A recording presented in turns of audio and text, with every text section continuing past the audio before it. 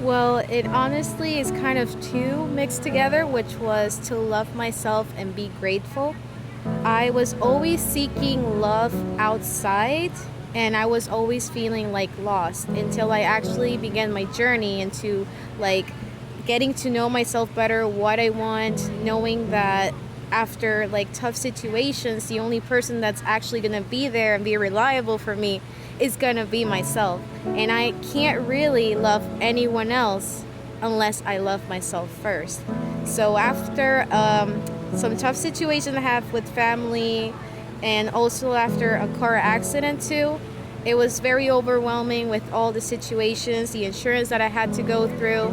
I found myself being very negative, so I feel like me seeking love outside was due to the lack of loving myself. And something that I also learned was that I've always been like very hard on myself, and a lot of people do that. So you gotta learn to appreciate yourself more. And this is for the people out there too. Like, I do you remember the last time that you gave yourself a hug, or you actually said I love you, or you appreciate? We only look for flaws, so we have to like encourage and cherish ourselves. Like, don't look for love outside, look at within. That's my life lesson. I have one of my best friends. He kind of grew up in a very difficult environment, and then that really kind of like made me change my perspective of life. Don't ever take anything for granted. What life advice would you give to the audience? I'll definitely say, live every day to live for today. Don't live for don't think ahead too much in the future, because if you live in the future, then you're gonna get stuck there and you're gonna forget what's in front of you. Letting go of control was one of the hardest one. I really like this person, and I wanted to control in a way, so I learned how to wait for the other person to be ready. During that time, I felt miserable, something that you can control, but you rush things.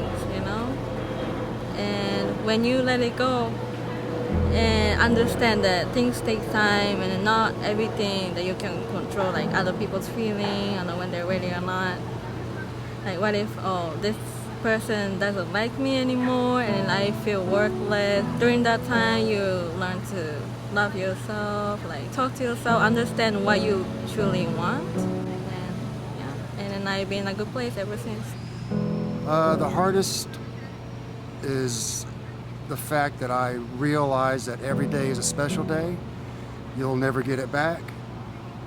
And so you shouldn't dwell on the past, and don't worry so much about the future. What is there something that led you to thinking this way? Life lessons all the way through, from the time as far as back as I can remember, when I was a single-digit kid, to today. It's just something I've gradually came to realize because of special events like having children, getting married, or getting married then having children, having grandchildren, and then so when you put it all together, how special each occasion is. Death in the family is another special occasion.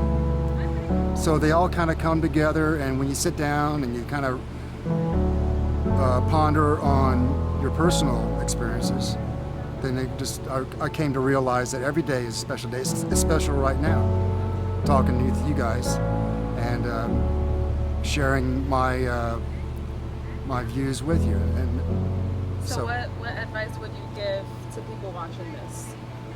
Just like I said, that just accept every day is a different special day. So when you go to bed at night and you wake up in the morning and you greet the new day, it's going to be different than yesterday. But just appreciate every day you have on earth, and appreciate the time you have with people, family that you love, and the people you don't like. Forget about it, forgive them, but forget about it, and just live each day as if it was your last day. Stay authentic to myself. I guess just like growing up, kids would want to be certain things and I never wanted to be it, and then the minute I stopped, everyone else was like agreeing with me, so we were all just like lying for no reason. Why? To fit in, to just like whatever was like cool at the time, even though it wasn't. We all just were like, oh, this is so cool, but no one actually liked it. How are you authentic to yourself? I guess I do whatever I want now. I don't like think about what other people could think of me, and I put my truest self forward at all times. Personally, I've spent a lot of time trying to figure out the meaning of life instead of just living it. Live your life. Make others' lives better. I think it's sometimes just the little things that like irritate me or like tip me over sometimes. And it could be anything. It could be like someone saying something the wrong way to me or just ignoring me or something like that. But it could be other like big things like problems with my family. And I think I just have to remember that like the whole concept of like happiness isn't supposed to be like for like forever. You can't be happy forever.